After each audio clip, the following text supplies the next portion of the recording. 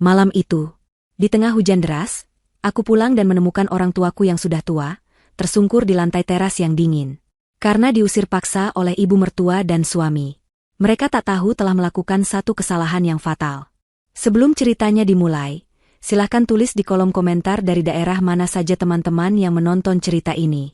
Jangan lupa like dan subscribe agar channel ini bisa semakin berkembang dan bisa mempersembahkan cerita yang lebih menarik lagi. Bagi Laras, rumah itu adalah napasnya. Setiap sudutnya menyimpan aroma kenangan manis dari almarhum kakek dan neneknya. Dinding bercat putih gading itu seolah masih memantulkan gema tawa mereka, dan taman kecil di belakang rumah, yang kini dirawat oleh ayahnya, adalah bukti cinta yang diwariskan turun-temurun. Rumah itu bukan istana megah, hanya sebuah bangunan sederhana yang hangat dan penuh cinta. Disinilah surga kecilnya berada. Surga yang ia bagi bersama suaminya, Diki, dan kedua orang tuanya, Bapak dan Ibu Karta. Sejak menikah 2 tahun lalu, Laras memboyong orang tuanya untuk tinggal bersama. Kondisi ekonomi mereka yang tak lagi menentu setelah usaha kecil ayahnya bangkrut menjadi alasan utama. Namun lebih dari itu, Laras tak tega membiarkan mereka hidup sendiri di usia senja. Baginya, merawat orang tua adalah sebuah kehormatan, bukan beban. Pagi itu, seperti pagi-pagi lainnya, aroma nasi goreng buatan Ibu Karta menyelinap ke seluruh penjuru rumah, membangunkan Laras dari tidurnya. Ia tersenyum, merasa menjadi wanita paling beruntung di dunia. Ia memiliki suami yang ia cintai, dan orang tua yang selalu ada di sisinya. Di meja makan, kehangatan itu terasa begitu nyata.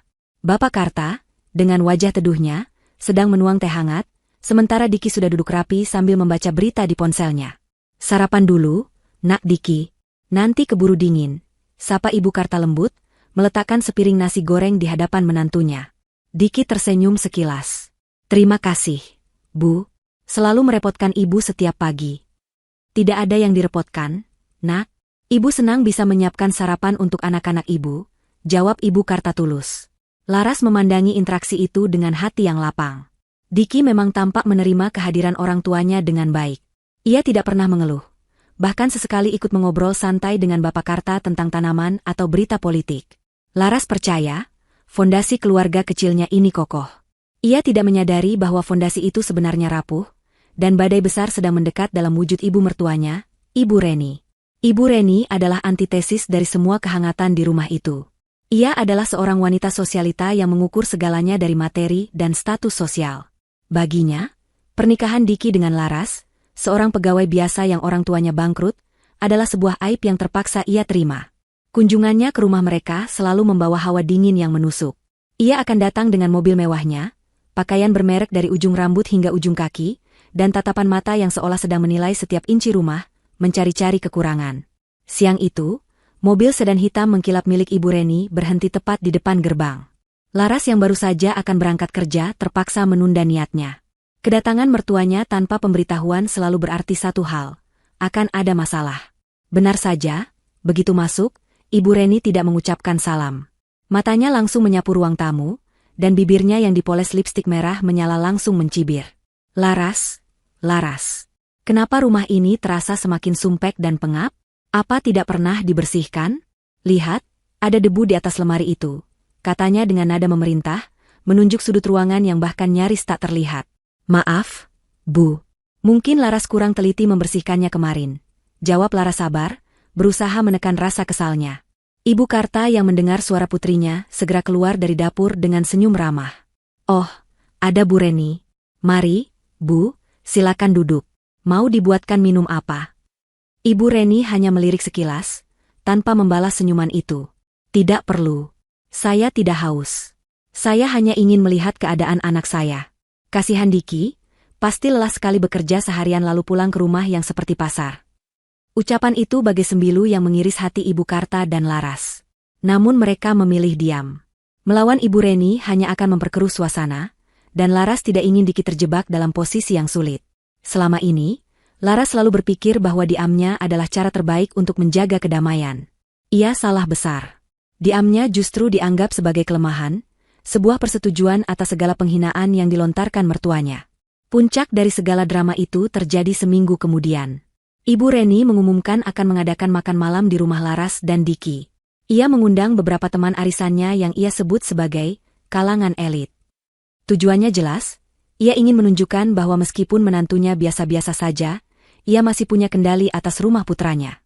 Laras dan ibunya terpaksa bekerja keras seharian, memasak berbagai hidangan mewah pesanan Ibu Reni. Mereka ingin semua berjalan sempurna, agar tidak ada lagi celah bagi Ibu Reni untuk menghina. Malam itu, para tamu Ibu Reni datang dengan penampilan glamor mereka. Mereka memandang Bapak dan Ibu Karta dengan tatapan aneh, seolah bertanya-tanya siapa dua orang tua berpenampilan sederhana itu. Ibu Reni memperkenalkan mereka dengan nada enggan. "Oh, ini orang tuanya Laras. Mereka tinggal di sini." Kata-katanya menggantung, membiarkan para tamunya menarik kesimpulan sendiri. Suasana di meja makan terasa kaku. Laras berusaha tersenyum, sementara Diki lebih banyak diam, sesekali tertawa kecil menanggapi lelucon teman-teman ibunya. Bapak dan Ibu Karta merasa canggung, mereka hanya menunduk dan makan dalam diam. Ketika hidangan utama selesai, tiba saatnya menyajikan sup asparagus krim, hidangan penutup yang disiapkan khusus oleh Ibu Karta. Dengan hati-hati, Ibu Karta membawa mangkuk besar berisi sup panas itu ke meja makan. Saat hendak meletakkannya di tengah meja, entah disengaja atau tidak, Ibu Reni menggeser sedikit kursinya ke belakang. Kaki kursi itu menyandung langkah Ibu Karta yang sudah sedikit goyah karena usia. Keseimbangan Ibu Karta hilang.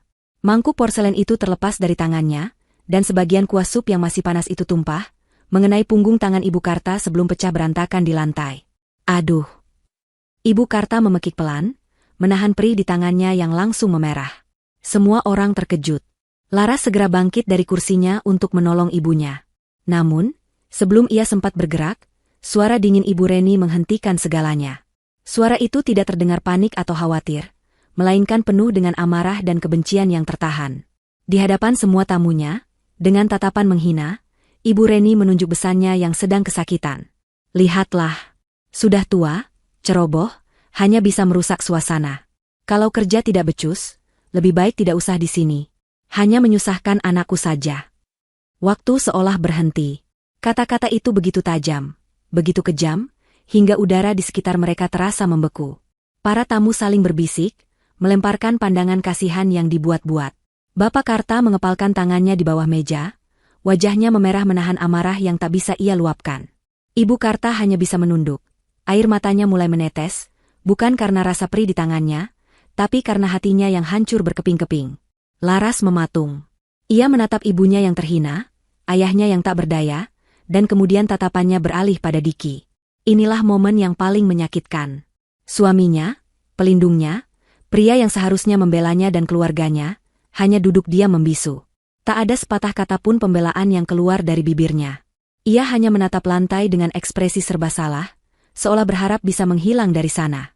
Dalam keheningan yang memekakan itu, Laras merasa surga kecilnya telah terkoyak. Kepercayaan dan cintanya pada Diki mulai retak. Malam itu, ia sadar bahwa perang untuk mempertahankan harga diri keluarganya baru saja dimulai, dan ia harus menghadapinya sendirian. Malam setelah insiden sup panas itu terasa panjang dan mencekam. Setelah para tamu pulang, Ibu Reni pergi tanpa mengucapkan sepatah kata pun, meninggalkan kekacauan dan hati yang terluka di belakangnya. Laras segera membawa ibunya ke kamar, mengobati luka bakarnya dengan salep sambil menahan air mata yang mendesak keluar. Ibu Karta terus berkata bahwa itu bukan apa-apa, hanya kecelakaan kecil. Tapi Laras tahu, luka yang paling perih bukanlah yang ada di kulit ibunya, melainkan yang tergores di dalam jiwanya. "Sudahlah, Enduk, tidak apa-apa. Mungkin ibu memang kurang hati-hati," bisik Ibu Karta lirih, berusaha menenangkan putrinya, padahal dialah yang paling tersakiti. "Ini bukan salah ibu," desis Laras, suaranya bergetar karena marah. "Ini semua salah mereka." Malam itu Laras mencoba berbicara pada Diki. Ia menemukan suaminya duduk termenung di balkon. Saat Laras menumpahkan semua kekecewaan dan kemarahannya, Diki hanya memberikan jawaban yang membuat hatinya semakin hancur. "Sudahlah, Ras. Mama mungkin sedang lelah saja. Kamu tahu kan sifatnya bagaimana?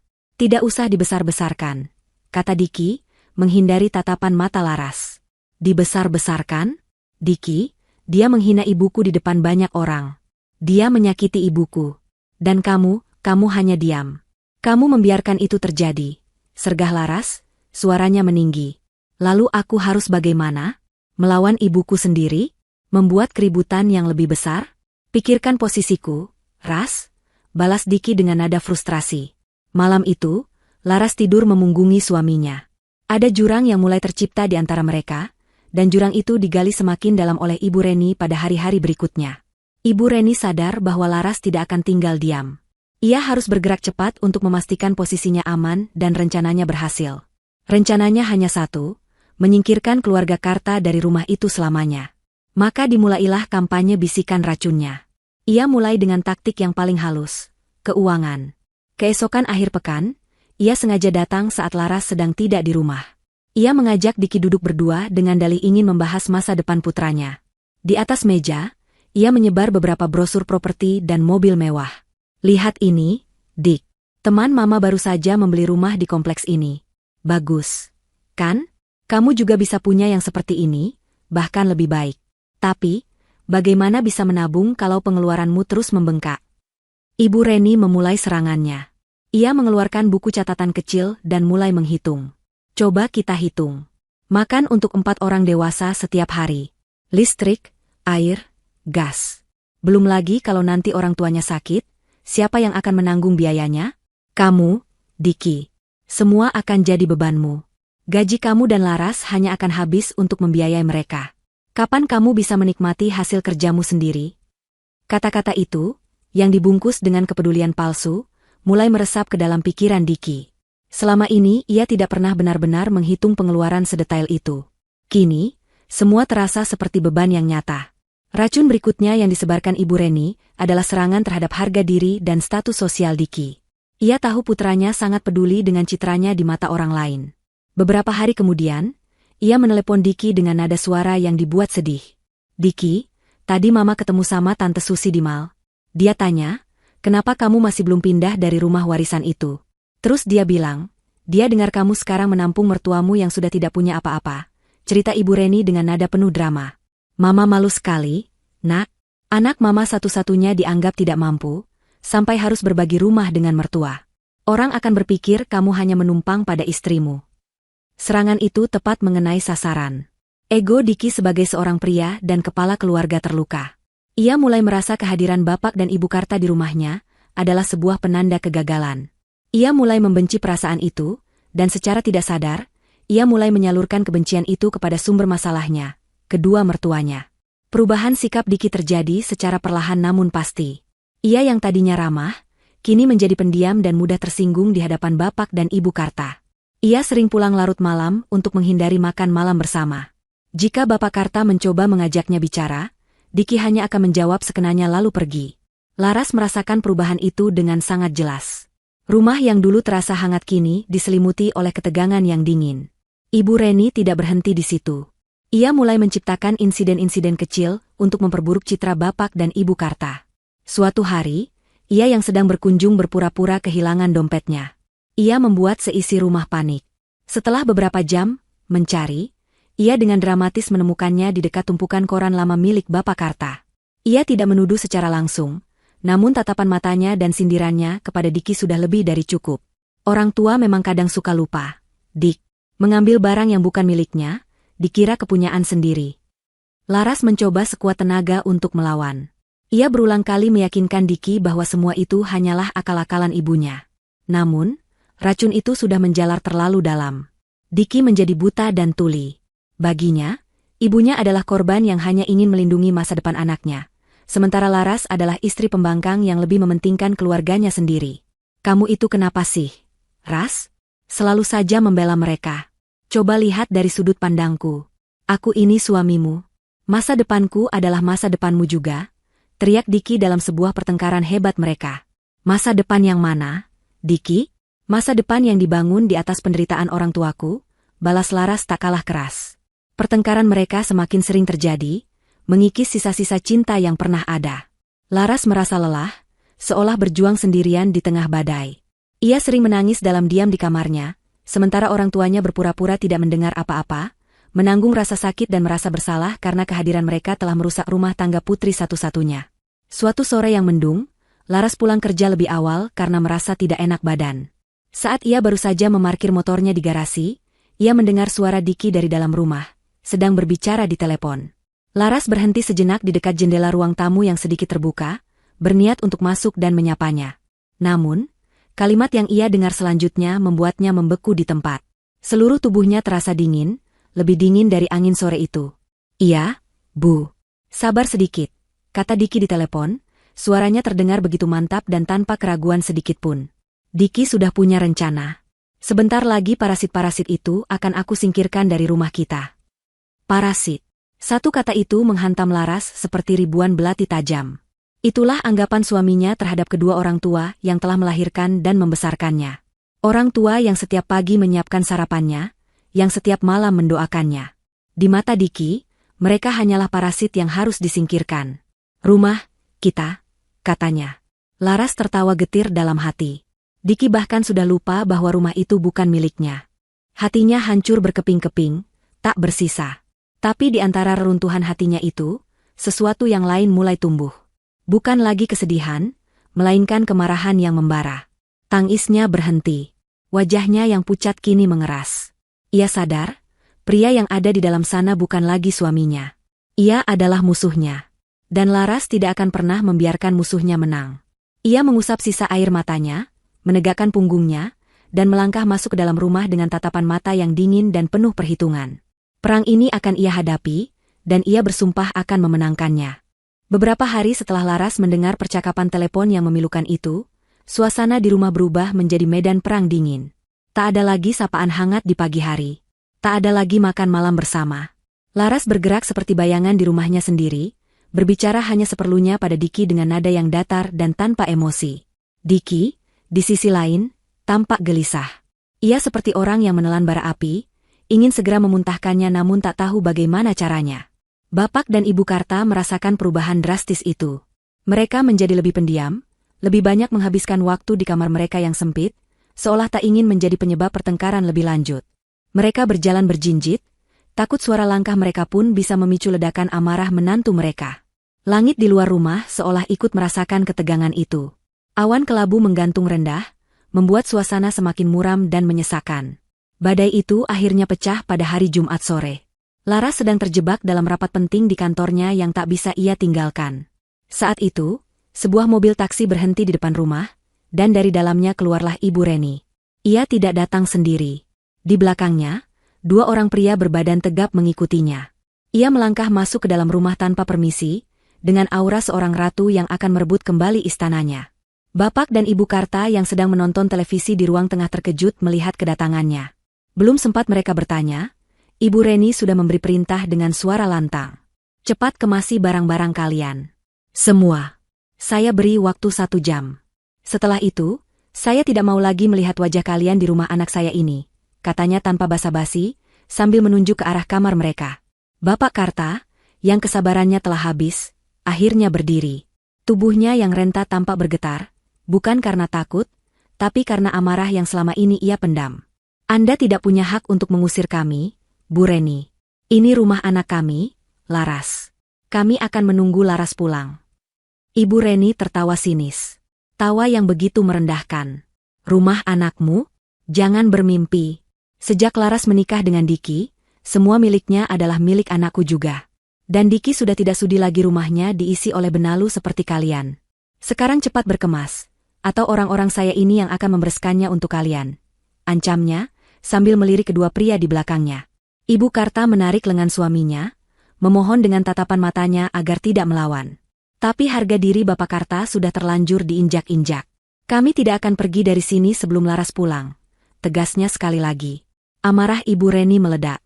Ia segera mengeluarkan ponselnya dan menelepon Diki. Dengan suara yang dibuat-buat panik dan penuh air mata palsu, ia memutarbalikkan fakta. Diki, cepat pulang, nak, ibumu diancam. Mertuamu mengamuk di sini, mereka tidak mau pergi. Mereka bilang ibu tidak punya hak di rumah ini. Cepat pulang, Diki, ibu takut. Sambungan telepon itu adalah pemicu ledakan yang sebenarnya. Setengah jam kemudian, mobil Diki berhenti dengan decitan ban yang nyaring di halaman rumah. Ia masuk dengan wajah merah padam, matanya menyala-nyala karena amarah yang telah disulut oleh ibunya. Ia tidak bertanya apa-apa. Ia tidak mencoba mencari tahu kebenarannya. Pikirannya sudah diracuni sepenuhnya. Apa yang kalian lakukan pada ibuku? Bentaknya pada Bapak dan Ibu Karta. Kami tidak melakukan apa-apa, nak Diki. Ibumu yang datang dan langsung mengusir kami, coba Ibu Karta menjelaskan dengan suara bergetar. Alasan. Aku sudah muak dengan semua drama kalian. Kalian pikir kami ini ban yang bisa kalian manfaatkan seumur hidup? Kesabaran saya sudah habis. Raung Diki. Tanpa menunggu lebih lama lagi, Diki langsung masuk ke kamar mertuanya. Ia menarik keluar sebuah lemari kain kecil tempat mereka menyimpan pakaian. Dengan satu hentakan kasar, ia merobohkannya. Pakaian-pakaian tua yang terlipat rapi tumpah berantakan di lantai. Satu persatu, ia mulai melempar barang-barang mereka keluar pintu.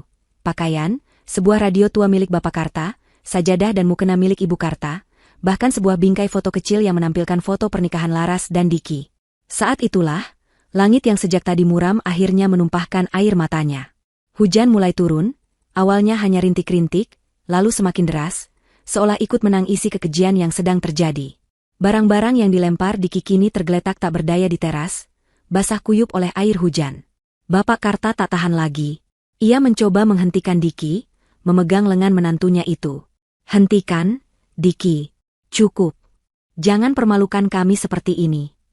Bukannya berhenti, Diki justru semakin murka. Ia menepis tangan tua itu dengan kasar. Jangan sentuh saya, orang tua tidak tahu diri. Lalu dengan tenaga penuh, ia mendorong dada Bapak Karta.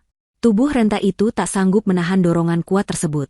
Bapak Karta terhuyung ke belakang, kehilangan keseimbangan, dan jatuh tersungkur di lantai teras yang dingin dan basah oleh air hujan.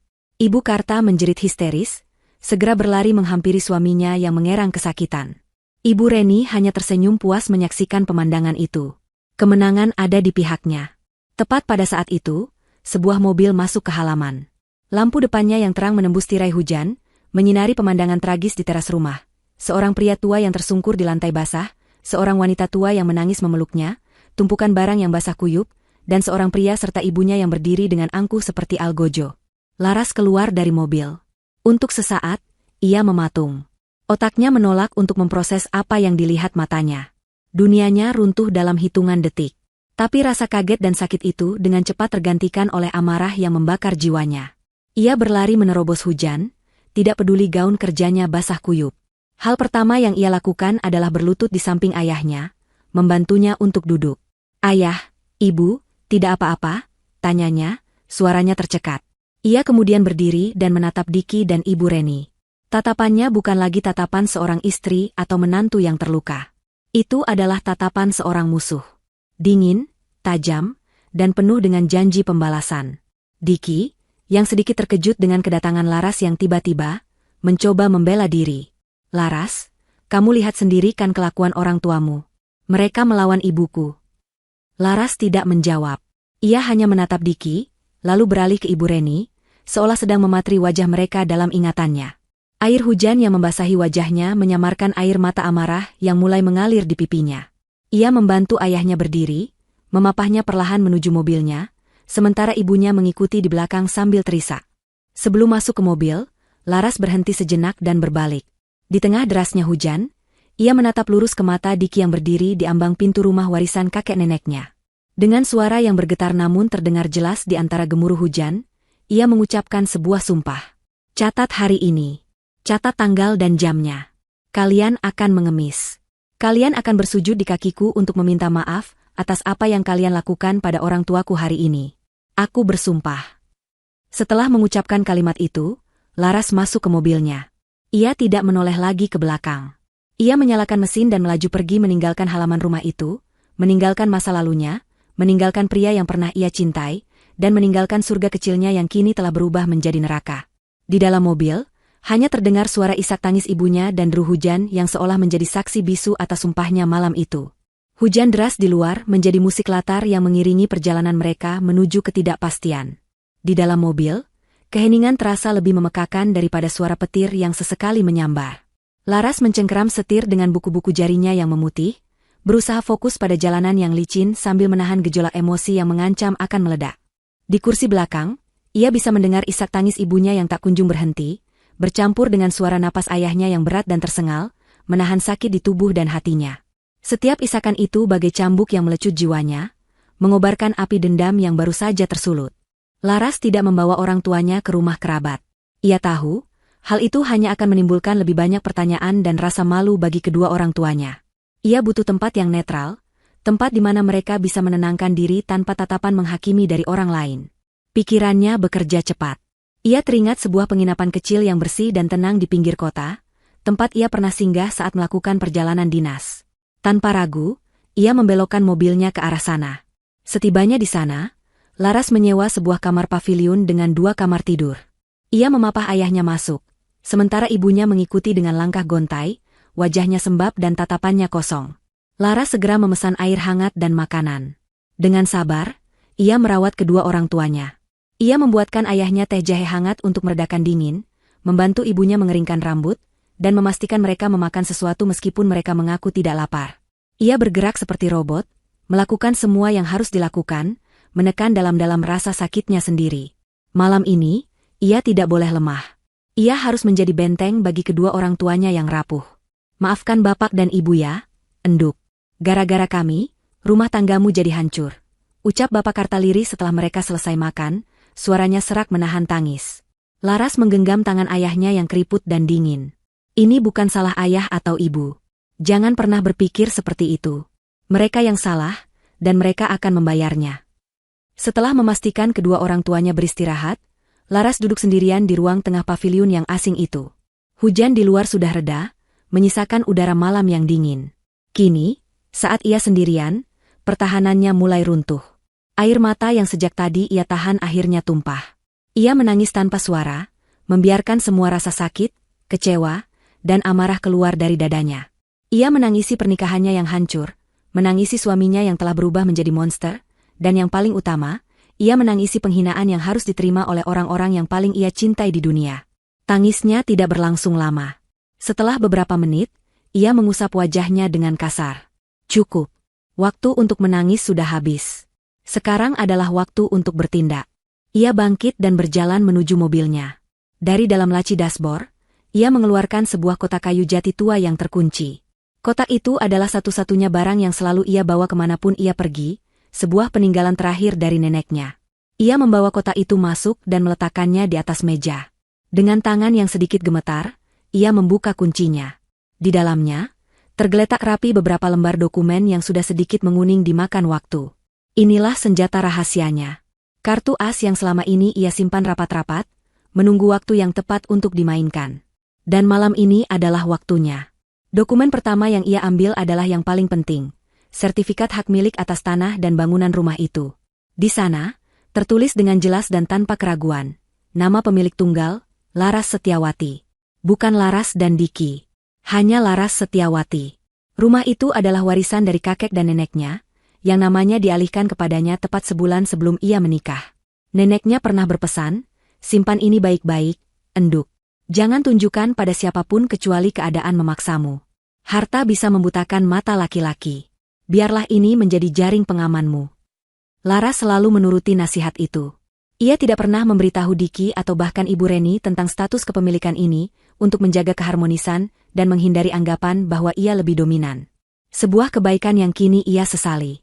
Dokumen kedua adalah surat wasiat asli dari kakeknya, yang ditulis tangan dengan kalimat-kalimat yang penuh cinta. Laras membacanya lagi, dan matanya kembali berkaca-kaca. Kami wariskan rumah ini untuk cucu kami satu-satunya, Laras Setiawati, sebagai tempatnya berlindung dan membangun kebahagiaan. Jaga rumah ini, nak, karena di setiap batunya ada doa kami. Doa. Ironisnya, rumah yang penuh doa itu kini telah dinodai oleh kejahatan. Dokumen terakhir adalah tumpukan bukti pembayaran pajak bumi dan bangunan, PBB, selama 5 tahun terakhir. Semuanya lunas, dan semuanya ia bayarkan dari gajinya sendiri, diam-diam, tanpa pernah meminta sepeser pun dari Diki. Ini adalah bukti tak terbantahkan bahwa ialah satu-satunya pihak yang telah menjalankan kewajiban sebagai pemilik sah properti tersebut. Sambil memegang ketiga dokumen itu, Laras merasakan kekuatan baru mengalir ke dalam dirinya. Rasa takut dan sedihnya menguap, digantikan oleh sebuah ketenangan yang dingin dan mematikan. Ia bukan lagi korban yang terusir. Ia adalah sang pemilik yang akan merebut kembali haknya. Diki dan Ibu Reni bukan lagi keluarga. Mereka adalah penghuni liar yang telah menempati propertinya secara ilegal dan melakukan perbuatan tidak menyenangkan. Ia mengambil ponselnya. Jarinya bergerak cepat di atas layar, mencari sebuah nama di kontaknya. Sebuah nama yang ia simpan untuk keadaan darurat, Bapak Tirtayasa, pengacara. Beliau adalah teman lama almarhum kakeknya, seorang pengacara senior yang terkenal tegas dan tak kenal kompromi. Ia menekan tombol panggil. Telepon itu tersambung setelah beberapa dering.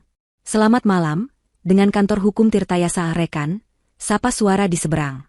Selamat malam, jawab Laras, suaranya terdengar mantap dan jelas. Nama saya Laras Setiawati, cucu dari almarhum Bapak Wijoyo. Saya butuh bantuan hukum secepatnya. Ada jeda sejenak, sebelum suara yang lebih berat dan berwibawa mengambil alih. Laras?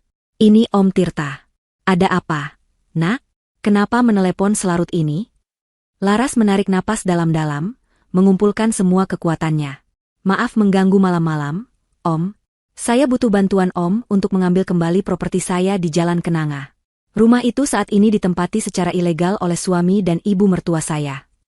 Terdengar helaan napas berat dari seberang. Saya mengerti. Bawa semua dokumenmu ke kantor saya besok pagi jam 8. Kita akan selesaikan ini. Baik, Om.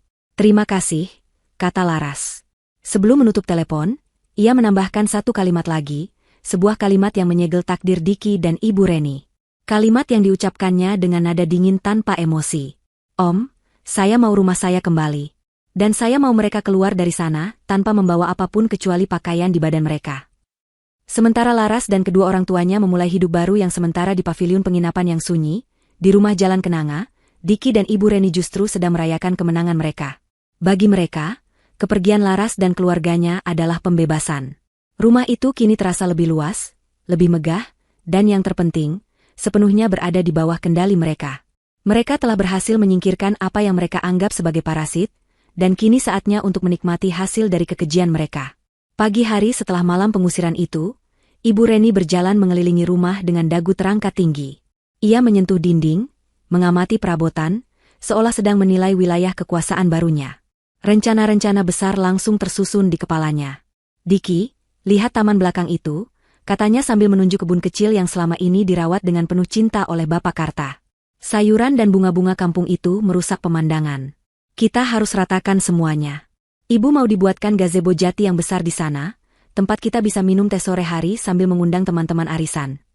Diki, yang semalam sempat merasa sedikit gelisah karena sumpah Laras yang diucapkan di tengah hujan, kini kembali mendapatkan kepercayaan dirinya di bawah pengaruh ibunya. Ia mengangguk setuju. Ide bagus, Bu. Nanti aku panggil tukang untuk membongkarnya. Mereka tidak membuang waktu. Siang itu juga, Diki membayar beberapa orang untuk mencabuti semua tanaman di taman belakang.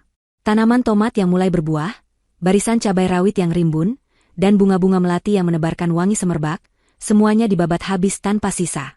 Mereka bahkan membuang pot-pot anggrek kesayangan Ibu Karta ke tempat sampah. Mereka ingin menghapus semua jejak keluarga Karta, seolah dengan begitu mereka bisa menghapus dosa mereka sendiri. Di dalam rumah, mereka mulai menyusun ulang perabotan. Barang-barang peninggalan kakek nenek Laras yang sederhana namun penuh kenangan, mereka pindahkan ke gudang. Mereka mulai mengukur ruangan, melihat-lihat katalog mebel mewah secara online, dan merencanakan renovasi besar-besaran. Dinding ini kita ganti dengan wallpaper sutra. Lantainya kita ganti marmer impor. Dan untuk ruang tamu, kita beli sofa kulit asli dari Italia, racau Ibu Reni dengan mata berbinar-binar. Diki terbawa dalam euforia itu.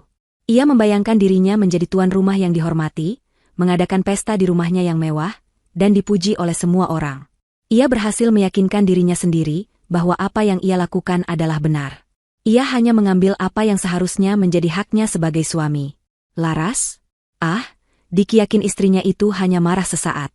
Laras pasti akan kembali, Bu, katanya pada ibunya dengan penuh keyakinan. Dia tidak akan bisa hidup tanpaku. Nanti kalau dia sudah merendahkan dirinya dan meminta maaf, baru akan aku izinkan dia kembali. Tentu saja, tanpa orang tuanya.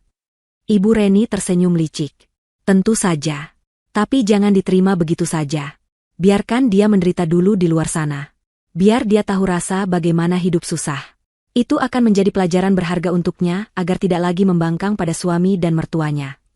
Mereka berdua tertawa, merasa begitu pintar dan berkuasa. Mereka tidak tahu bahwa di saat yang bersamaan, di sebuah kantor hukum yang megah di pusat kota, takdir mereka sedang ditulis ulang. Laras duduk dengan tenang di hadapan Pak Tirtayasa. Ia menyerahkan semua dokumen asli kepemilikan rumah itu. Wajahnya tidak menunjukkan kesedihan, hanya sebuah determinasi yang kokoh. Pak Tirtayasa, pengacara tua yang bijaksana itu, menelaah setiap dokumen dengan saksama. Wajahnya yang biasanya ramah kini tampak keras dan serius. Dokumen ini sempurna, Laras. Posisi hukummu sangat kuat, katanya. Langkah pertama yang akan kita ambil adalah mengirimkan surat somasi. Surat peringatan resmi yang memberi mereka batas waktu 3x24 jam untuk mengosongkan rumah secara sukarela. Jika mereka mengabaikannya, kita akan langsung mendaftarkan permohonan eksekusi ke pengadilan. Prosesnya mungkin butuh beberapa hari, tapi hasilnya sudah pasti. Lakukan apapun yang harus dilakukan, Om. Saya serahkan sepenuhnya pada Om Tirta, jawab Laras mantap. 2 hari kemudian, di tengah-tengah kesibukan Diki dan Ibu Reni merancang istana impian mereka, bel rumah berbunyi. Seorang kurir berseragam berdiri di depan pintu, membawa sebuah amplop coklat tebal dengan kop surat resmi dari sebuah kantor pengacara. Diki menerimanya dengan kening berkerut. Ia membawa amplop itu ke dalam dan membukanya di hadapan ibunya.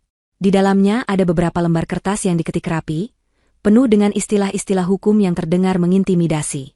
Judul di bagian atas surat itu terbaca jelas. Somasi pertama dan terakhir. Diki mulai membaca isinya dengan suara terbata-bata. Surat itu, atas nama Laras Setiawati sebagai pemilik sah, memerintahkan dia dan ibunya, Reni Astuti, untuk segera mengosongkan properti di Jalan Kenanga dalam waktu 3x24 jam. Jika tidak, pihak Laras akan menempuh jalur hukum dengan segala konsekuensi dan biaya yang akan dibebankan kepada mereka. Setelah selesai membaca, keheningan melanda. Namun keheningan itu pecah bukan oleh rasa takut, melainkan oleh ledakan tawa dari Ibu Reni. Tawa yang nyaring dan penuh penghinaan. Hahaha, somasi? Dia pikir ini sinetron? Pengacara mana yang mau membela gembel seperti dia? Paling-paling pengacara gratisan yang baru lulus kemarin sore. Cibirnya, Diki, yang awalnya sedikit terkejut, kini ikut tersenyum meremehkan. Egonya sebagai laki-laki tidak terima diancam oleh istri yang dianggapnya lemah. Ia harus menunjukkan pada ibunya bahwa ia adalah seorang pria yang memegang kendali. Ancaman kosong, Bu. Dia hanya mencoba menakut-nakuti kita. Dia tidak punya apa-apa. Apa yang bisa dia lakukan? Kata Diki. Untuk menegaskan ucapannya, Diki melakukan sebuah tindakan yang akan sangat ia sesali. Ia mengangkat tinggi-tinggi surat somasi itu agar ibunya bisa melihat dengan jelas. Lalu, dengan gerakan yang lambat dan teatrikal, ia merobek surat itu menjadi 2, lalu 4, lalu menjadi serpihan-serpihan kecil. Ia membiarkan potongan-potongan kertas itu berjatuhan di lantai marmer, seperti konfeti dalam sebuah perayaan kemenangan yang semu. Sambil menatap serpihan surat panggilan dari neraka itu, Diki tertawa pongah. Gertakan sambal. Dia pikir dia siapa? Kita lihat saja apa yang bisa dia lakukan. Di sudut ruangan, seekor cicak jatuh dari dinding, seolah menjadi pertanda buruk yang mereka abaikan. Mereka tidak sadar, dengan merobek surat itu, mereka baru saja merobek sisa kesempatan terakhir mereka untuk menyelamatkan diri. Jam waktu pembalasan telah mulai berdetak. 3 hari berlalu sejak surat somasi itu dirobek menjadi serpihan tak berarti. 3 hari yang bagi Diki dan Ibu Reni terasa seperti penegasan atas kemenangan mereka. Tidak ada telepon. Tidak ada pesan. Tidak ada tanda-tanda lebih lanjut dari Laras maupun pengacaranya. Setiap pagi, Ibu Reni akan menyindir, mana katanya pengacaranya? Mungkin takut dan lari. Dan Diki akan tertawa, semakin yakin bahwa semua itu hanyalah gertakan kosong dari seorang istri yang putus asa. Pagi di hari keempat adalah pagi yang cerah. Langit biru bersih tanpa awan. Diki bangun dengan perasaan ringan. Ia sudah menghubungi seorang kontraktor dan membuat janji untuk bertemu siang nanti guna membahas detail renovasi. Ibu Reni, dengan daster sutranya yang mewah, sedang menikmati secangkir teh ginseng di teras depan, sambil membolak-balik majalah interior. Kehidupan terasa sempurna. Mereka sudah benar-benar melupakan ancaman dalam surat yang telah mereka buang ke tempat sampah itu. Namun, ketenangan pagi itu mulai terusik oleh suara deru mesin yang tidak biasa. Bukan hanya satu, tapi beberapa mobil sekaligus. Sebuah sedan hitam mewah, sebuah mobil dinas berlogo pengadilan, dan sebuah truk kecil berisi beberapa pria berbadan tegap, berhenti berurutan tepat di depan gerbang rumah mereka. Pemandangan itu sontak menarik perhatian para tetangga, yang mulai mengintip dari balik tirai jendela mereka. Pintu sedan hitam itu terbuka. Yang pertama melangkah keluar adalah seorang pria parubaya yang gagah dalam setelan jas mahalnya, Pak Tirtayasa. Lalu, dari sisi lain, Laras melangkah keluar. Penampilannya membuat Ibu Reni, yang melihatnya dari teras, nyaris menjatuhkan cangkir tehnya. Ini bukan Laras yang ia kenal. Bukan menantunya yang selalu menunduk dengan pakaian sederhana. Laras yang berdiri di sana hari ini mengenakan blazer berwarna krem yang pas di badan, celana bahan hitam, dan sepatu hak tinggi yang menopang langkahnya dengan mantap. Rambutnya disanggul rapi ke belakang, memperlihatkan wajahnya yang dipoles riasan tipis namun tegas. Matanya yang dulu selalu memancarkan kelembutan, kini terlihat dingin, tajam, dan tanpa emosi. Ia tidak terlihat seperti korban yang datang untuk memohon, ia terlihat seperti seorang ratu yang datang untuk mengambil kembali kerajaannya. Seorang petugas dari pengadilan, yang membawa map besar di tangannya, melangkah maju dan mengetuk pintu depan dengan keras. 3 kali. Suara ketukan itu terdengar seperti genderang perang.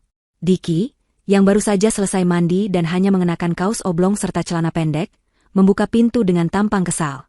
Ia mengira itu adalah tukang koran atau sales yang mengganggu. Ada apa? Kalimatnya terputus. Matanya terpaku pada pemandangan di hadapannya. Ia melihat Laras, berdiri dengan angkuh di samping seorang pria yang tampak sangat penting. Ia melihat petugas berseragam. Ia melihat tatapan para tetangga. Dalam sekejap, senyum pongah yang terpasang di wajahnya sejak 3 hari lalu luntur, digantikan oleh kebingungan, lalu syok, dan akhirnya pucat pasi penuh ketakutan. Genggamannya pada gagang pintu melemah. Sebelum Diki sempat berkata apa-apa, Pak Tirtayasa melangkah maju. Suaranya tenang, namun bergema dengan otoritas yang tak terbantahkan, cukup keras untuk didengar oleh para tetangga yang mulai memberanikan diri keluar rumah. Selamat pagi. Saya Tirtayasa, kuasa hukum dari Ibu Laras Setiawati, pemilik sah dari properti dengan nomor sertifikat hak milik 0735, yang beralamat di Jalan Kenanga nomor 12, mulainya, secara formal dan jelas. Karena Anda, Saudara Diki dan Ibu Reni, dengan sengaja telah mengabaikan surat somasi yang kami kirimkan 3 hari yang lalu, maka berdasarkan penetapan Ketua Pengadilan Negeri nomor 15 PDTX 2025 PN, kami akan melaksanakan eksekusi pengosongan paksa atas properti ini, hari ini, saat ini juga. Ibu Reni yang mendengar itu segera berlari ke depan pintu. Wajahnya yang angkuh kini berubah panik. Apa-apaan ini? Kalian tidak bisa melakukan ini. Laras, kamu sudah gila? Ini rumah suamimu juga. Kamu mau jadi menantu durhaka? Teriaknya histeris. Laras hanya menatapnya dengan dingin, tanpa mengucapkan sepatah kata pun. Ia membiarkan hukum yang berbicara. Pak Tirtayasa dengan tenang menyerahkan salinan surat perintah dari pengadilan kepada Diki yang masih mematung seperti tersambar petir. Menurut Undang-Undang Perkawinan, harta yang diperoleh melalui warisan adalah milik pribadi masing-masing pasangan dan tidak termasuk dalam harta bersama atau gonogini, Tuan Diki. Anda tidak memiliki hak hukum sedikitpun atas properti ini. Sejak Anda mengusir pemilik sahnya, status Anda dan ibu Anda di sini adalah penghuni liar. Setiap kata yang diucapkan Pak Tirtayasa bagai palu godam yang menghantam kepala Diki dan Reni. Dunia mereka jungkir balik. Kekuatan yang mereka kira miliki ternyata hanyalah ilusi. Tidak. Ini tidak mungkin. Saya tidak mau pergi. Jerit Ibu Reni, mencoba menerobos untuk menyerang Laras, namun 2 orang petugas keamanan dengan sigap menghalanginya. Petugas jurusita dari pengadilan kemudian melangkah maju. Mohon berikan jalan. Kami akan memulai proses pengosongan sekarang. Tanpa menunggu persetujuan mereka lagi, para petugas mulai masuk ke dalam rumah. Mereka bekerja dengan cepat dan efisien. Diki dan Ibu Reni hanya bisa berdiri tak berdaya di teras, menyaksikan mimpi-mimpi mereka dibongkar paksa. Hal pertama yang dikeluarkan oleh para petugas adalah televisi layar datar 70 inci yang baru mereka beli 2 hari lalu, benda yang menjadi simbol status baru mereka. Benda itu diangkat dan dibawa keluar, melewati wajah Diki dan Ibu Reni yang pucat.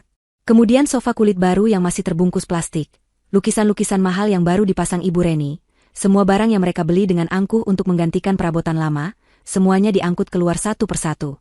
Para tetangga yang menonton dari seberang jalan mulai berbisik-bisik. Pemandangan ini jauh lebih dramatis daripada pengusiran keluarga Karta di tengah hujan. Kali ini, pengusiran itu disahkan oleh hukum dan disaksikan oleh puluhan pasang mata. Rasa malu yang mereka timpakan pada orang tua Laras, kini kembali kepada mereka berlipat-lipat ganda. Diki akhirnya tersadar dari syoknya. Ia menatap Laras dengan tatapan putus asa. Laras, aku mohon, jangan lakukan ini. Kita bisa bicarakan baik-baik, pintanya dengan suara gemetar. Laras akhirnya menatap mata Diki. Tapi di sana tidak ada lagi cinta atau belas kasihan.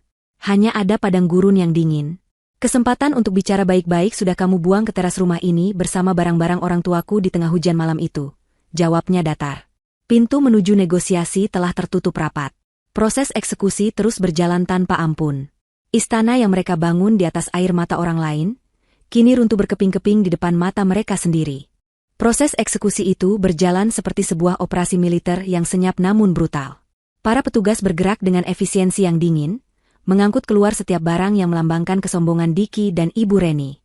Setiap benda yang mereka keluarkan seolah menjadi penanda satu langkah lebih dekat menuju kehancuran total pasangan ibu dan anak itu. Di tengah-tengah proses yang metodis itu, Ibu Reni akhirnya sadar bahwa jalur hukum telah tertutup baginya.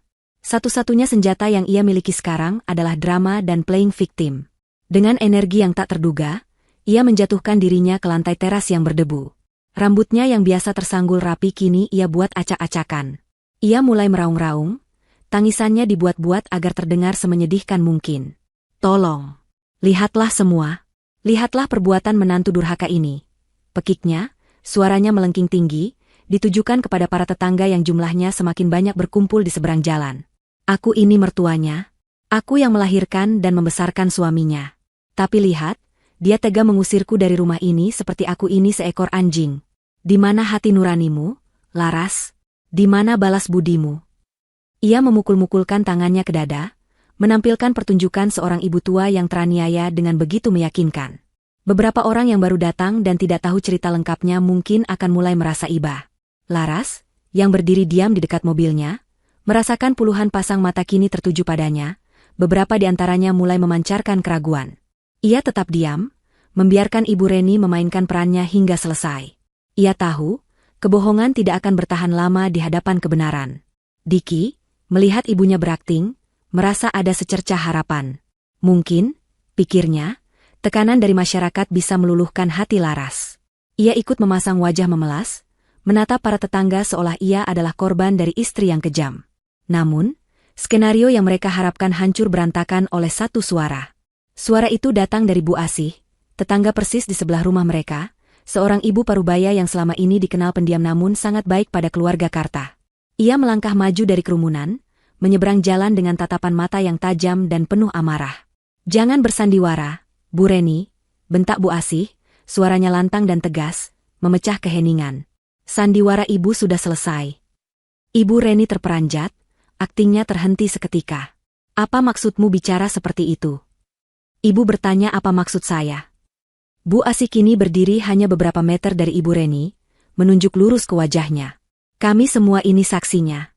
Kami mungkin diam, tapi mata dan telinga kami tidak buta atau tuli. Kami lihat dengan mata kepala kami sendiri bagaimana ibu dan anak ibu mendorong Pak Karta yang sudah tua sampai jatuh tersungkur di lantai ini, di tengah hujan deras malam-malam. Apa ibu pikir kami lupa? Pengakuan itu bagai bom yang meledak di tengah kerumunan. Suasana langsung riuh.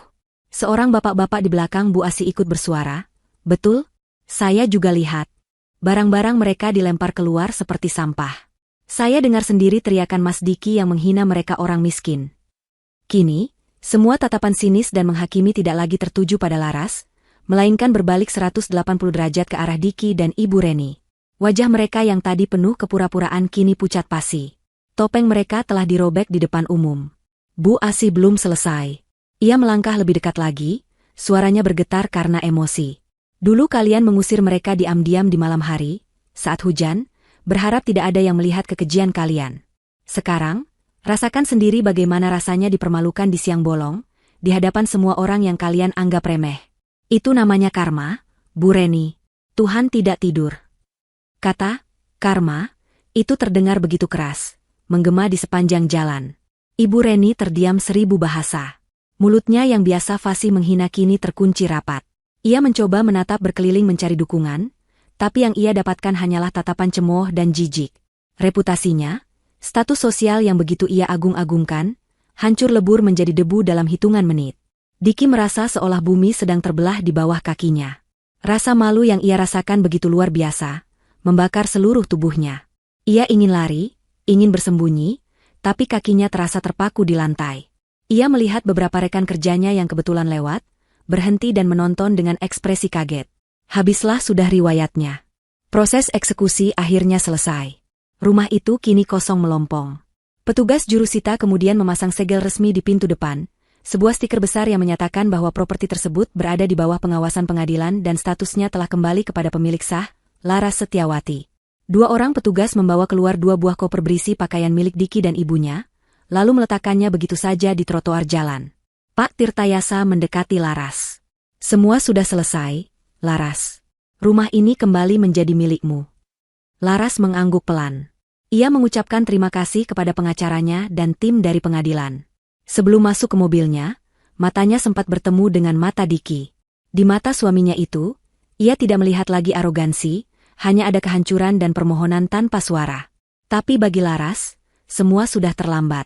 Ia tidak merasakan apa-apa lagi. Tidak benci, tidak cinta, hanya hampa. Ia masuk ke dalam mobilnya dan melaju pergi, meninggalkan Diki dan Ibu Reni yang berdiri terpaku di trotoar di samping dua koper mereka.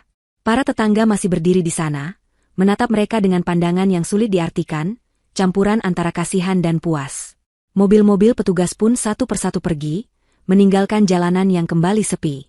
Kini, hanya tersisa mereka berdua, diusir dari rumah yang bukan milik mereka, dipermalukan di hadapan dunia, tanpa punya tempat untuk dituju. Mereka kini benar-benar merasakan bagaimana rasanya menjadi orang terbuang, persis seperti yang mereka lakukan pada Bapak dan Ibu Karta. Namun kali ini tanpa ada seorang anak pun yang datang untuk menyelamatkan mereka. Matahari siang itu terasa begitu terik, seolah ikut membakar sisa-sisa harga diri Diki dan Ibu Reni yang tercecer di trotoar Jalan Kenanga. Kerumunan tetangga perlahan-lahan bubar, kembali ke rumah masing-masing, meninggalkan mereka berdua dalam kesunyian yang memalukan. Mereka berdiri di sana selama hampir 1 jam, di samping dua koper yang menjadi satu-satunya harta mereka yang tersisa. Mobil-mobil yang lewat seolah sengaja melambat, penumpangnya menatap mereka dengan rasa ingin tahu. Kita harus pergi dari sini, desis Diki, suaranya serak. Rasa malunya sudah tak tertahankan. Pergi kemana? Balas Ibu Reni ketus, tatapannya kosong menatap rumah yang kini tertutup rapat. Kau sudah menghancurkan segalanya, Diki. Pertengkaran pertama dari rentetan pertengkaran panjang mereka pun dimulai. Di pinggir jalan itu, mereka mulai saling menyalahkan. Ibu Reni menyalahkan Diki yang ia sebut sebagai laki-laki lemah dan bodoh, karena tidak mengetahui status kepemilikan rumah. Diki balas menyalahkan ibunya yang terus-menerus meracuni pikirannya, dan memaksanya melakukan tindakan keji itu. Cinta dan rasa hormat di antara ibu dan anak itu menguap, digantikan oleh kebencian dan penyesalan. Dengan sisa uang di dompet Diki, mereka akhirnya menyewa taksi. Ibu Reni mencoba menghubungi beberapa teman sosialitanya, berharap ada yang mau menampung mereka untuk sementara. Namun hasilnya nihil. Teleponnya ditolak, atau dijawab dengan berbagai alasan sibuk. Berita tentang pengusiran mereka yang memalukan rupanya menyebar lebih cepat dari api. Tak ada yang mau berurusan dengan orang yang sudah jatuh dan kehilangan status. Mereka akhirnya tidak punya pilihan lain selain mencari tempat penginapan termurah. Pencarian itu membawa mereka ke sebuah gang sempit dan kumuh di sudut kota. Mereka menyewa sebuah kamar kos bulanan yang pengap, dengan dinding yang catnya sudah mengelupas dan berjamur. Kamar itu hanya cukup untuk 1 tempat tidur dan sebuah lemari kecil. Kamar mandinya berada di luar dan harus digunakan bergantian dengan penghuni kos lain. Bau comberan dari selokan di depan kamar menusuk hidung. Inilah istana baru mereka. Lingkungan yang keras dan menyedihkan itu semakin memperburuk hubungan mereka. Setiap hari diisi dengan pertengkaran sengit. Mereka bertengkar karena uang yang semakin menipis, karena makanan yang hanya seadanya, karena suara berisik dari tetangga sebelah. Ibu Reni, yang terbiasa hidup dilayani dan serba mewah, tidak bisa menerima kenyataan pahit itu. Ia jatuh sakit. Bukan sakit fisik yang parah, melainkan sakit yang lahir dari stres, depresi, dan tekanan jiwa. Ia hanya berbaring di tempat tidur sepanjang hari, meratapi nasibnya dan terus-menerus menyalahkan Diki. Kejatuhan Diki tidak hanya berhenti di situ. Beberapa hari kemudian, ia dipanggil untuk menghadap atasannya di kantor. Video amatir tentang proses eksekusi rumahnya ternyata telah beredar luas di grup-grup WhatsApp kota mereka, lengkap dengan kesaksian para tetangga. Pihak perusahaan merasa citra mereka tercoreng oleh skandal pribadi karyawannya yang dianggap tidak beretika. Dengan berat hati, Diki diberhentikan dari pekerjaannya. Kini, mereka benar-benar berada di titik terendah. Tanpa rumah, tanpa pekerjaan, tanpa teman, dan dengan uang yang hampir habis. Diki terpaksa menjual mobilnya dengan harga sangat murah untuk menyambung hidup. Ia mulai mencari pekerjaan apa saja, namun reputasinya yang buruk membuatnya sulit diterima dimanapun. Akhirnya, ia terpaksa bekerja sebagai kuli angkut di pasar, sebuah pekerjaan yang dulu tidak pernah terlintas sedikit pun dalam benaknya. Setiap hari ia pulang dengan tubuh penuh peluh dan bau, membawa upah yang hanya cukup untuk membeli nasi bungkus untuknya dan ibunya. Di tengah penderitaan itu, hanya ada satu nama yang terus berputar di kepala Diki, Laras. Ia mulai merindukan Laras, bukan hanya sebagai istri, tapi sebagai penyelamat. Ia membayangkan kelembutan Laras, masakan Laras, senyuman Laras. Ia meyakinkan dirinya sendiri bahwa di balik tatapan dingin Laras tempo hari, pasti masih ada sisa cinta untuknya. Keputusasaan membuatnya nekat. Suatu sore, setelah mendapat sedikit upah, Diki tidak langsung pulang. Ia pergi ke gedung kantor tempat Laras bekerja. Dengan pakaiannya yang lusuh dan bau keringat, ia menunggu di seberang jalan, mengamati setiap orang yang keluar dari gedung itu. Setelah hampir 2 jam menunggu, ia akhirnya melihat sosok yang ia cari. Laras berjalan keluar bersama beberapa temannya, tampak begitu profesional dan bahagia. Hati Diki terasa diremas. Dengan sisa-sisa keberanian yang ia miliki, Diki berlari menyeberang jalan dan mengadang langkah Laras. Teman-teman Laras terkejut melihat penampilan Diki yang acak-acakan. Laras sendiri hanya menatapnya datar. Tanpa peduli pada tatapan orang-orang di sekelilingnya, Diki langsung berlutut di atas aspal parkiran yang panas. Ia menangis terseduh-seduh, sebuah tangisan penyesalan yang tulus namun sudah terlambat. Laras, maafkan aku. Aku mohon, maafkan aku. Isaknya, mencoba meraih ujung pakaian Laras. Aku salah, aku bodoh, aku dibutakan oleh ibuku. Tolong, Ras, terima aku kembali. Aku akan lakukan apa saja. Ibu sakit-sakitan, kami tidak punya apa-apa lagi. Aku mohon, beri aku satu kesempatan lagi. Laras menatap pria yang sedang bersujud di kakinya itu. Pria yang pernah menjadi suaminya, kini terlihat begitu menyedihkan.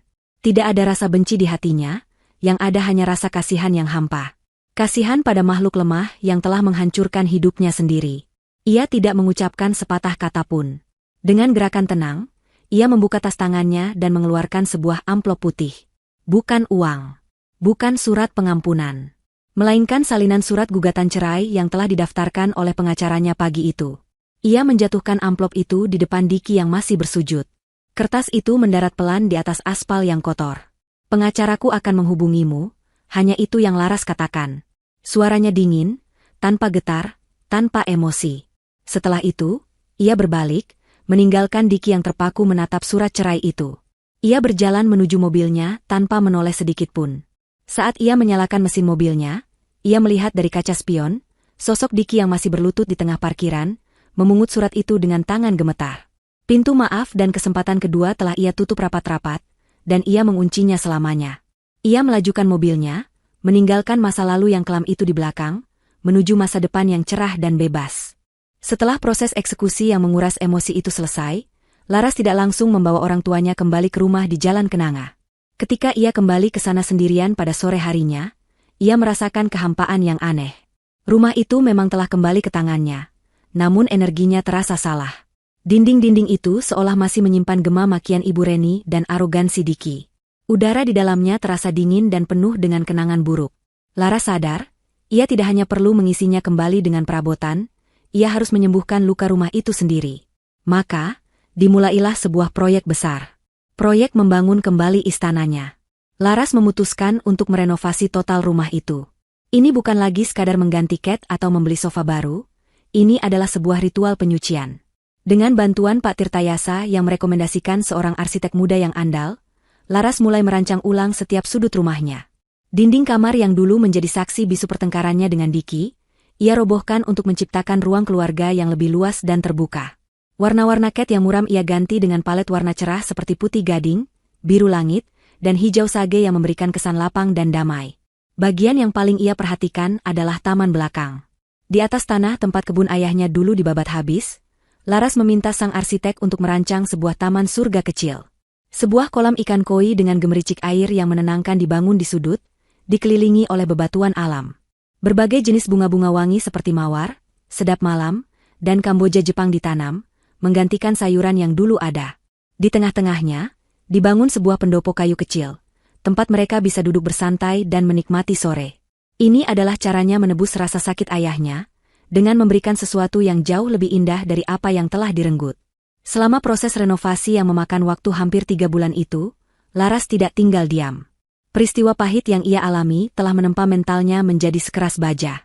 Ia menolak untuk terlarut dalam status janda yang meratap. Energi dan amarahnya ia salurkan ke dalam sesuatu yang produktif. Terinspirasi dari keahlian memasak ibunya yang luar biasa, Laras memulai sebuah bisnis dari paviliun penginapan mereka.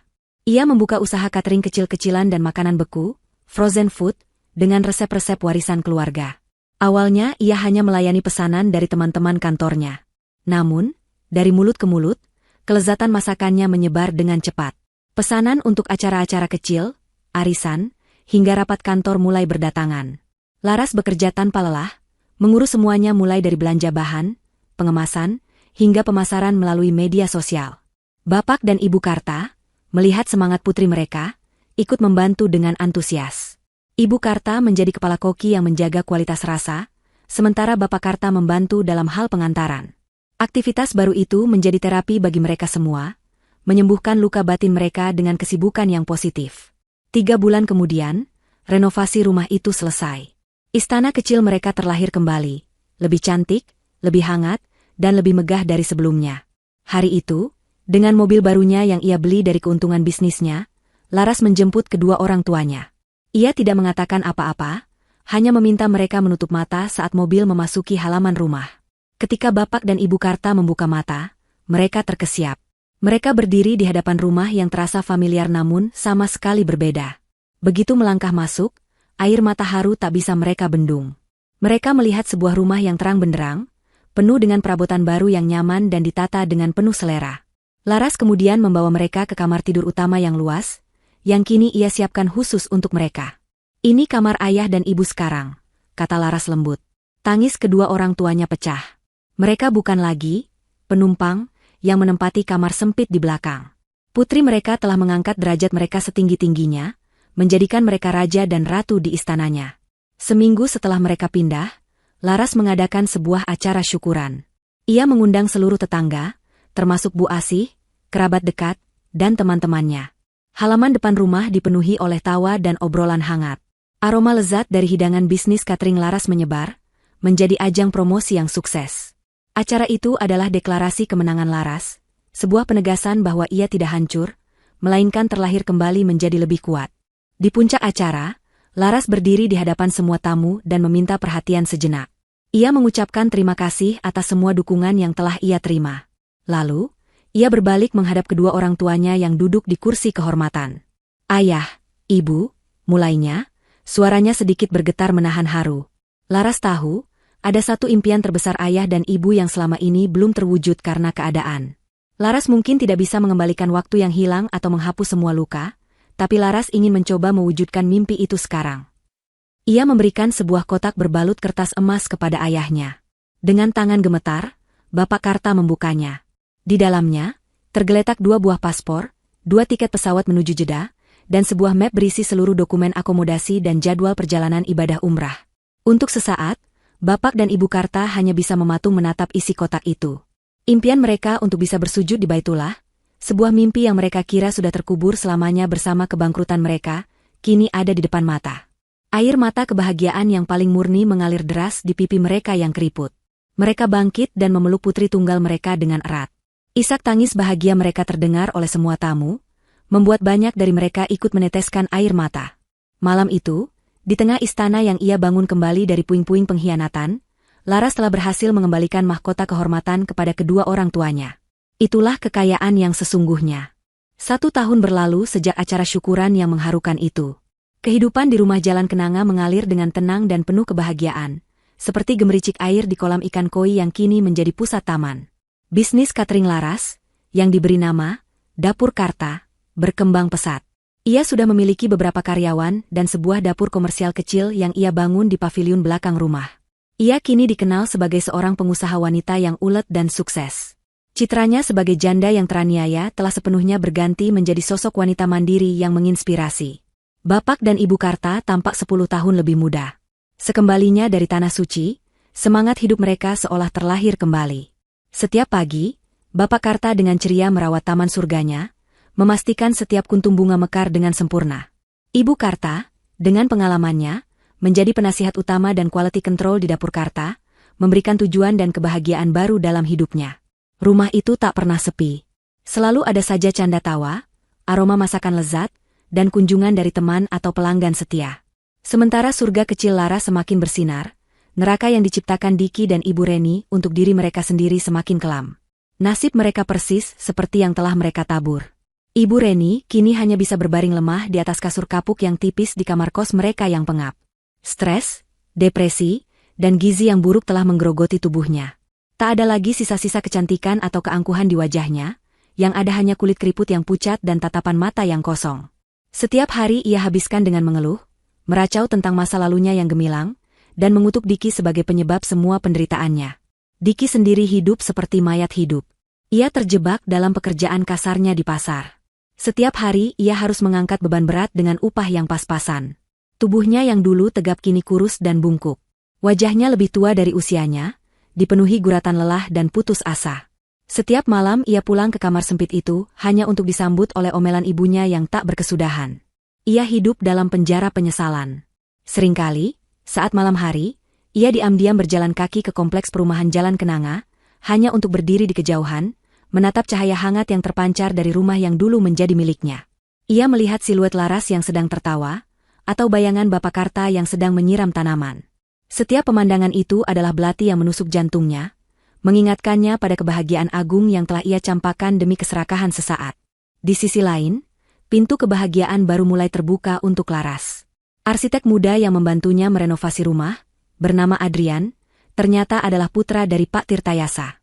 Sejak proyek renovasi itu, Adrian sering berkunjung dengan alasan ingin memeriksa kondisi bangunan, namun Laras tahu ada alasan lain. Adrian adalah pria yang santun, cerdas, dan sangat menghormati kedua orang tua Laras. Ia tidak pernah mengungkit masa lalu Laras. Ia hanya menatapnya dengan kekaguman atas kekuatan dan ketegarannya. Hubungan mereka terjalin perlahan, tanpa paksaan, didasari oleh rasa saling menghormati. Suatu sore yang cerah, Laras sedang duduk bersama kedua orang tuanya di pendopo taman. Mereka sedang melihat-lihat album foto perjalanan umrah mereka sambil tertawa mengenang momen-momen indah di sana. Tiba-tiba, seorang petugas pos datang mengantarkan sepucuk surat resmi untuk Laras. Dengan tenang, Laras membukanya. Itu adalah akta cerai asli dari pengadilan agama. Dokumen yang secara hukum menjadi penanda akhir dari babak kelam dalam hidupnya. Pernikahannya dengan Diki kini telah resmi berakhir, tak ada lagi ikatan apapun di antara mereka. Laras menatap dokumen itu sejenak. Tidak ada air mata, tidak ada rasa lega yang meluap-luap. Yang ada hanyalah senyum tipis yang penuh kedamaian. Ia melipat kembali kertas itu dengan rapi dan meletakkannya di atas meja. Dokumen itu tak lebih dari selembar kertas, sebuah pengingat dari masa lalu yang tak lagi memiliki kekuatan untuk menyakitinya. Ia mengangkat wajahnya, menghirup dalam-dalam aroma bunga sedap malam yang mulai mekar. Matanya bertemu dengan tatapan bangga kedua orang tuanya. Pada saat yang bersamaan, Adrian datang berkunjung, membawakan buah tangan untuk Ibu Karta. Ia tersenyum ramah pada Laras, sebuah senyuman tulus yang menjanjikan sebuah awal yang baru. Laras membalas senyuman itu. Hatinya terasa begitu penuh dan lapang. Ia telah melewati badai yang paling ganas dan keluar sebagai pemenang. Ia tidak hanya berhasil membalas perlakuan keji mereka, tapi ia juga telah menemukan versi terbaik dari dirinya sendiri dan membangun kembali kebahagiaan yang jauh lebih indah dari sebelumnya. Keadilan telah ditegakkan, karma telah menemukan tuannya, dan akhir ceritanya benar-benar sempurna. Di sampingnya, Ibu Karta sedang sibuk menata kue ulang tahun, sementara Bapak Karta duduk di kursi goyang di pendopo, matanya yang teduh tak pernah lepas dari cucu satu-satunya. Mereka bukan lagi sepasang lansia yang menumpang hidup, melainkan kakek nenek terhormat yang menjadi pilar kehangatan di rumah itu. Bisnis, dapur Karta, telah tumbuh menjadi sebuah jenama yang disegani di kota mereka. Dari usaha rumahan, kini Laras telah memiliki sebuah gedung produksi sendiri yang tidak jauh dari rumah, lengkap dengan puluhan karyawan yang sebagian besar adalah ibu-ibu rumah tangga dari lingkungan sekitar. Ia tidak hanya membangun kembali hidupnya sendiri, tetapi juga membuka ladang rezeki bagi banyak orang. Funbox berlogo, Dapur Karta, yang terparkir di depan rumah, yang baru saja selesai mengantar pesanan catering, adalah bukti nyata dari kesuksesannya yang ia bangun dari nol. Di antara para tamu yang hadir, tampak Bu Asih yang sedang bercengkrama akrab dengan Ibu Karta. Ada juga Pak Tirtayasa, yang kini menjadi kakek mertuanya, tersenyum bangga melihat kebahagiaan putra dan menantunya. Rumah itu, yang pernah menjadi saksi bisu pengkhianatan dan air mata, kini telah sepenuhnya disucikan oleh cinta dan tawa generasi baru. Setiap sudutnya kini dipenuhi oleh kenangan-kenangan manis yang baru. Saat Laras sedang menuangkan minuman untuk para tamu, Adrian menghampirinya dan memeluknya dari belakang. Bahagia? Bisiknya lembut di telinga Laras. Laras menyandarkan kepalanya di bahu suaminya, matanya menatap putranya yang kini berada dalam gendongan kakeknya. Sangat, lebih dari yang pernah aku bayangkan, jawabnya tulus. Kebahagiaan ini terasa begitu nyata dan kokoh, karena ia tahu persis betapa berat perjuangan untuk meraihnya. Tentu saja, bayang-bayang dari masa lalu tidak sepenuhnya lenyap, namun kini ia bisa melihatnya dari kejauhan tanpa rasa sakit. Ia teringat pada sebuah berita kecil yang ia baca di koran lokal sekitar 2 tahun yang lalu. Sebuah kolom obituari singkat di halaman belakang, memberitakan kematian seorang wanita bernama Reni Astuti di sebuah kamar kos di gang sempit karena komplikasi penyakit yang tidak terawat. Tidak ada foto, tidak ada ucapan duka cita yang panjang. Hanya sebuah nama dan fakta yang dingin. Saat membaca berita itu, Laras tidak merasakan kepuasan atau kegembiraan. Yang ada hanyalah perasaan hampa dan sebuah kesadaran yang dalam tentang betapa fananya kesombongan manusia. Wanita yang dulu begitu mengagungkan status sosial dan kekayaan, harus mengembuskan napas terakhirnya dalam kesendirian dan kemiskinan, jauh dari gemerlap dunia yang selalu ia dambakan. Dari cerita yang ia dengar sepintas lalu, Diki harus mengemis pinjaman ke sana kemari, hanya untuk bisa membiayai penguburan yang paling sederhana untuk ibunya. Sebuah akhir yang ironis dan menyedihkan bagi seorang ratu yang kehilangan tahtanya. Dan Diki, Laras tidak pernah lagi bertemu dengannya secara langsung sejak hari di parkiran kantor itu. Namun, takdir rupanya masih ingin menunjukkan padanya babak akhir dari kisah mantan suaminya itu. Sekitar 6 bulan yang lalu, saat ia sedang dalam perjalanan pulang setelah meninjau lokasi baru untuk cabang bisnisnya, mobilnya berhenti di sebuah persimpangan lampu merah yang padat. Di samping jalan, sedang ada proyek pembangunan sebuah gedung pertokoan. Di antara puluhan kuli bangunan yang sedang bekerja di bawah terik matahari, matanya tanpa sengaja menangkap satu sosok yang familiar.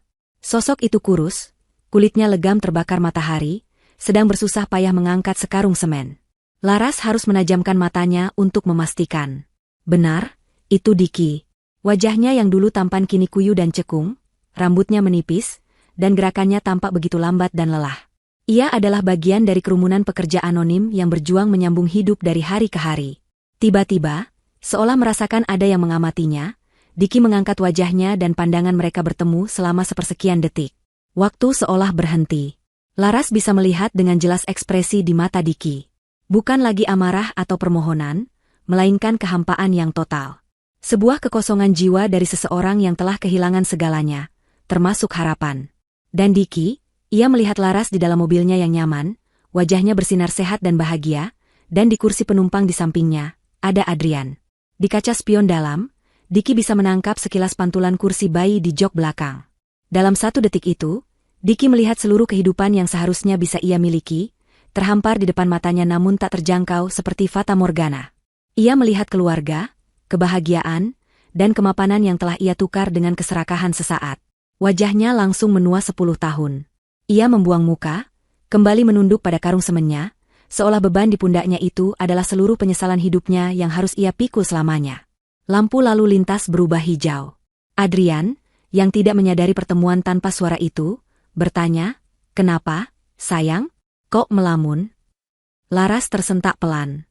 Ia menatap ke depan, ke jalanan yang terbentang luas. "Tidak apa-apa. Hanya teringat sesuatu," jawabnya. Ia menekan pedal gas dengan mantap, melajukan mobilnya ke depan, meninggalkan sosok Diki dan proyek bangunan yang berdebu itu di belakang, tanpa menoleh lagi. Malam itu, setelah pesta ulang tahun bintang selesai dan rumah kembali tenang, Laras menidurkan putranya di kamarnya. Ia menyelimuti bintang dan mengecup keningnya. Sebelum mematikan lampu, ia berhenti sejenak di ambang pintu, memandangi kamar yang penuh dengan mainan dan gambar-gambar ceria. Ia kemudian berjalan ke ruang keluarga, tempat Adrian sedang membaca buku sambil menunggunya. Ia duduk di sampingnya, dan tanpa berkata apa-apa, Adrian langsung merangkulnya. Laras memejamkan matanya, merasakan kehangatan yang nyata. Ia akhirnya mengerti. Ia tidak pernah benar-benar memaafkan Diki dan Ibu Reni, karena beberapa perbuatan memang tak layak dimaafkan. Namun, ia juga tidak lagi membenci mereka. Mereka telah menjadi begitu kecil dan tidak berarti dalam kehidupannya yang besar dan penuh warna.